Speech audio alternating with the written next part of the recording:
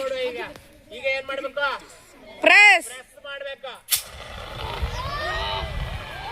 ಅಗ್ನಿನಂದಕ ಇದು 1 ವರ್ಷದವರೆಗೆ ಮಾತ್ರ ಇದ್ರೊಳಗೆ ತುಂಬಿರುವಂತದ್ದು ಇರ್ತದೆ. ಮತ್ತೆ ಅದ್ರ ಮೇಲೆ ಅದ್ರ ವ್ಯಾಲಿಡಿಟಿ ಹೋಗ್ತದೆ, ಎಕ್ಸ್ಪೈರಿ ಆಗ್ತದೆ. ಅಂದ್ರೆ ಪ್ರತಿ ವರ್ಷನೂ ತುಂಬಬೇಕು. ಇದೀಗ 1 ವರ್ಷ ಆಗಿದೆ, ಇನ್ಮೇಲೆ ಇದು ವೇಸ್ಟ್, ಅದು ಕೆಲಸ ಮಾಡೋದಿಲ್ಲ. ಇದ್ರ ಒಳಗಡೆ ಇರೋದು ಕಾರ್ಬನ್ ಡೈಆಕ್ಸೈಡ್ ಪೌಡರ್. LPG ಅಲ್ಲಿ ಲಿಕ್ವಿಡ್ ಇರ್ತದೆ, ಇದರಲ್ಲಿ ಡ್ರೈ ಪೌಡರ್. ಇದು ಯಾಕೆ ಬೇಕು ಅಂತಂದ್ರೆ ನಾವು ಎಲ್ಲೆಲ್ಲ ಬೆಂಕಿ ಇದೆ ಅಲ್ಲೆಲ್ಲ ಹಾಕ್ಲಿಕ್ಕಲ್ಲ, ಎಮರ್ಜೆನ್ಸಿ.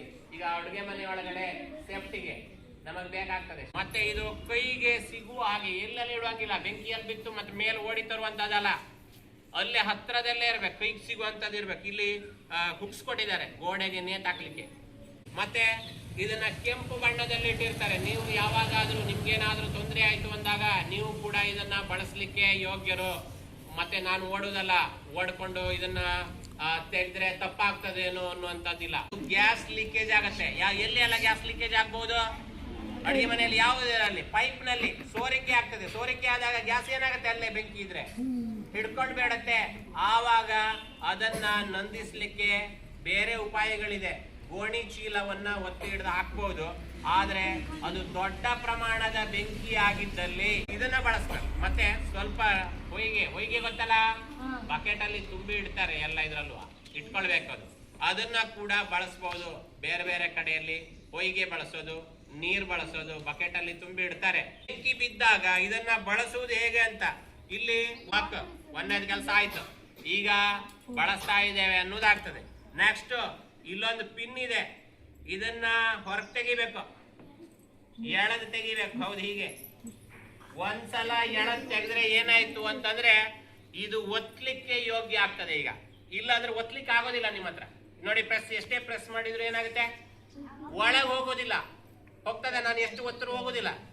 ಒತ್ತಬೇಕಾದ್ರೆ ಏನ್ ಮಾಡ್ಬೇಕು? ಒಳಗೆ ಹೋಗ್ಬೇಕಾದ್ರೆ ಅದು ಪಿನ್ ತಗೊಳ್ಬೇಕು. ಮೊದಲೇದಾಗಿ ಪಿನ್ ತಗೊಳ್ಬೇಕು.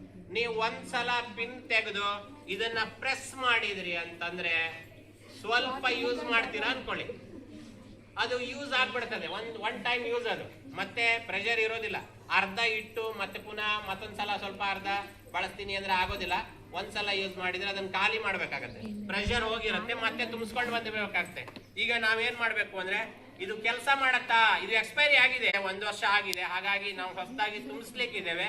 ಹಾಗಾಗಿ ಇದನ್ನ ಪ್ರಯೋಗ ಮೂಲಕ ನೋಡ್ಬೇಕು. ನಾವಲ್ಲಿ ಬೆಂಕಿ ಹಾಕ್ತೇವೆ, ಮತ್ತೆ ಇದು ಹೇಗೆ ಕೆಲಸ ಮಾಡ್ತಾ ಇದೆ ಅಂತ ಅಡ್ಗೆಯವರು ಇದ್ದಾರೆ, ಮತ್ತೆ ನೀವಿದ್ದೀರಾ, ನೀವೇ ನೋಡ್ಬಹುದು. ಅದು ನಂದಿ ಹೋಗುದು ಹೌದಾ ಅಂತ ಗ್ಯಾರಂಟಿ ಬೇಕಲ್ಲ ನಮ್ಗೆ. ಆಕ್ಸಿಜನ್ ಬೆಂಕಿ ಉರಿಲಿಕ್ಕೆ ಸಹಾಯ ಮಾಡ್ತದೆ, ಹಾಗೆ ಕಾರ್ಬನ್ ಡೈಆಕ್ಸೈಡ್ ಬೆಂಕಿ ನಂದಿಸಲಿಕ್ಕೆ ಸಹಾಯ ಮಾಡ್ತದೆ. ಹಾಗಾಗಿ ಇದರಲ್ಲಿ ಕಾರ್ಬನ್ ಡೈಆಕ್ಸೈಡ್ ಪೌಡರ್ನ ಬಳಸಿದ್ದಾರೆ.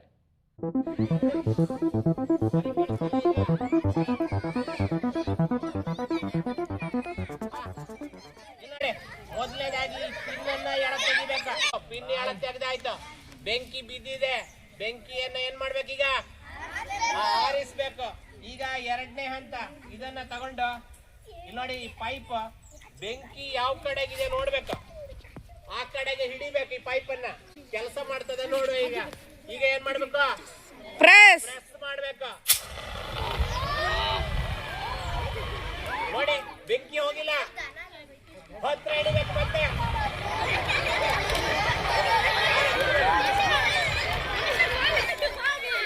ನೋಡಿ, ಬೆಂಕಿ ಯಾರು ಹೋಗಿರ್ಬೋದು. ಈಗ ಮತ್ತೆ ಇದೆ, ಬೆಂಕಿಯ ಕಡೆಗೆ ಉಳಿಸ್ಬೇಕು.